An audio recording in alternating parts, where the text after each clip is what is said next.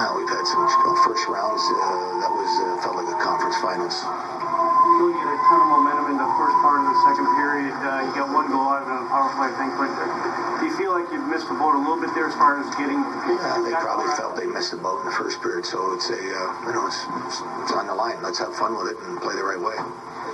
They made a mistake that was critical. Why did you come out so slow in that first period? Why did it seem so slow? I'll give them credit. They were good. And we didn't give up a ton of chances, but they did it in his own time on us and definitely had the momentum.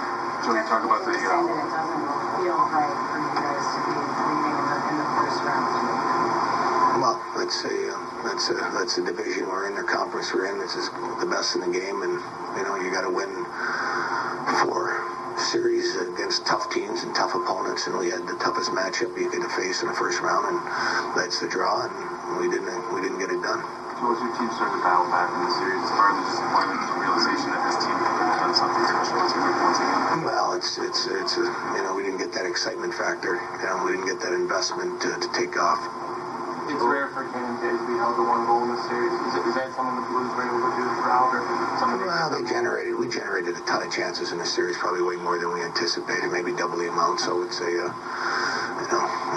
started getting to the goalie, but he played solid in the series, but I can't complain about the generating of chances and beat off the rusher and zone from everyone. You're really happy with how you clear chances in the series? We had some games where they generated more than we like, but then again, I still think that the better we checked, the more we'd have had quality. Thank you. Thank you, Joel.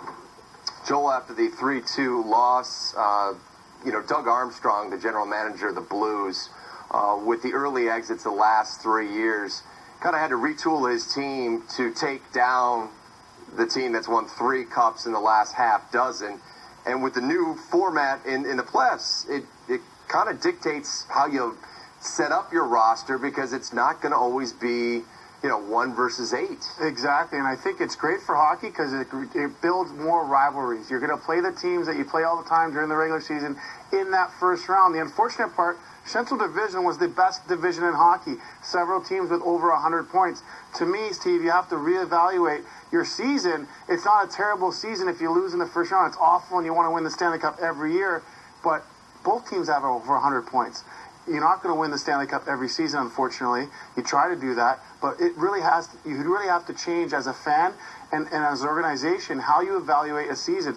It's not a huge loss. It's not a huge disappointment to go out, to me, in the first round. I think it changes. It's not like back in the 90s and in the 2000s when you're a 1 seed playing an 8th and you lost in the first round, or when you're a 2 playing a 7. I think that changes the dynamic. You're absolutely right. A lot of experts had the Chicago Blackhawks winning the Stanley Cup. A lot of other experts had St. Louis Blues winning the Stanley Cup. So one of the 2 favorites was going to get knocked out right off the bat. It's interesting what you said about Doug Armstrong, because what did he do this last offseason? The biggest change he made, got rid of T.J. Oshie, brought in Troy Brouwer.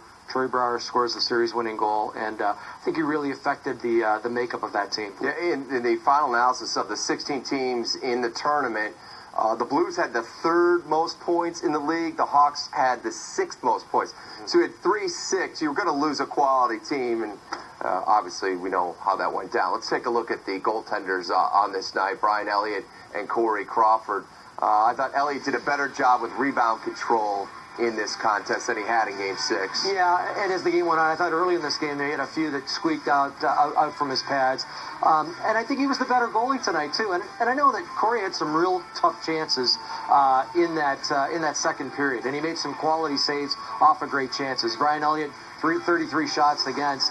And I look back, and I still think the Parayko goal that maybe Corey could have maybe tracked it through some pads. But I'll tell you what, here's that second period. He made 5... what do they call them? 10 bell ringers? 10 bell, whatever you want to call it. And there maybe his best. That huge. They were all huge. The blocker save off of Fabry. The follow-up there, fortunately pushed wide by Pietrangelo. But yeah, he was rock solid. Hey, listen, he gave his team every opportunity to try and win this game. He made sure this was 2-2 going to the 3rd, Jamer. Well, there's no question. We're just watching this reel here from the second period alone. Clearly tracking the puck, being aggressive when he had to be, using athleticism. I remember distinctly 2 great glove saves, one I believe on Steen and one a little bit later, doing a great job of giving his team a chance. The St. Louis Blues were making a push. Watch here the glove save again. There's little opportunities here that the Blues had, and Corey was able to keep it a tie game, particularly in that second period because of his great play. Watch here again, on one of the best shooters in the entire NHL.